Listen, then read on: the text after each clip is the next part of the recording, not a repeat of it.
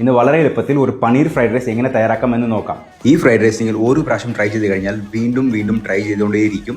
ഇത് തയ്യാറാക്കാൻ വേണ്ടി പനീറിൻ്റെ ക്യൂബ്സ് സീസണിങ് ചെയ്യാൻ വേണ്ടി salt, pepper, ginger garlic paste, മുളക് പൊടി, കുറച്ച് ഓയിൽ ഡ്രിസിൽ ചെയ്യണം, 2 ടേബിൾ സ്പൂൺ കോൺഫ്ലവർ. നന്നായി ഡസ്റ്റ് ചെയ്തിട്ട് നമുക്കൊന്ന് ഡീപ് ഫ്രൈ ചെയ്തെടുക്കാം. എണ്ണ നന്നായിട്ട് ചൂടായിട്ട് വേണം നമുക്കൊന്ന് ഫ്രൈ ചെയ്യാനിടാം.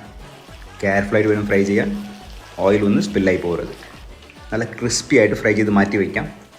ഇപ്പം ഇതിനെ ഒരു ചൈനീസ് വോക്ക് അല്ലെങ്കിൽ കടായിനകത്ത് എണ്ണ, ചോപ്പ് ചെയ്ത വെളുത്തുള്ളി, ജസ്റ്റ് നിറം മാറി വരുള്ളൂ. ആ സമയത്ത് പച്ചമുളക്, ഗ്രീൻ ക്യാപ്സിക്കം, ഇതിൻ്റെ കൂടെ തന്നെ ഓൾറെഡി വേവിച്ച് വെച്ചിരിക്കുന്ന ക്യാരറ്റും ബീൻസും ഹൈ ഫയറിൽ ടോസ് ചെയ്തിട്ട് ഞാൻ എപ്പോഴും ബാസ്മതി അരി ബോയിൽ ചെയ്ത് തണുപ്പിക്കും. എന്നിട്ട് വേണം നമുക്ക് ഫ്രൈഡ് റൈസിനകത്ത് ഇടാം. സീസണിങ് ചെയ്യാൻ വേണ്ടി salt, pepper, sugar, light soya sauce, dark soya sauce. ഇത് നിങ്ങൾക്കറിയാം, ലൈറ്റ് സോയ സോസ് സോൾട്ടിന് വേണ്ടിയും ഡാർക്ക് സോയ സോസ് കളറിന് വേണ്ടിയും. ഇപ്പോൾ നമ്മൾ ക്രഞ്ചി ആയിട്ട് ക്രിസ്പി ആയിട്ട് ഫ്രൈ ചെയ്ത് വെച്ചിരിക്കുന്ന പനീർ ഇട്ട് കൊടുക്കാം. ഇതിനുശേഷം തീ ഒന്ന് കൂട്ടി വെച്ചിട്ട് ടോസ് ചെയ്യാം. ഫൈനലായിട്ട് ഫിനിഷ് ചെയ്യാൻ വേണ്ടി ചോപ്പ് ചെയ്ത സ്പ്രിംഗ് ഓണിയൻസ്. അത്രയേ ഉള്ളൂ, നമ്മുടെ കിടുകൻ പനീർ ഫ്രൈഡ് റൈസ് റെഡിയാണ്. ഈ ഫ്രൈഡ് റൈസ് റെസിപ്പി എന്തായാലും ഒന്ന് ട്രൈ ചെയ്യണേ. പിന്നെ ഞാൻ എപ്പോഴും പറയുന്നത് തന്നെയാണ്, everybody can cook and everybody has to cook.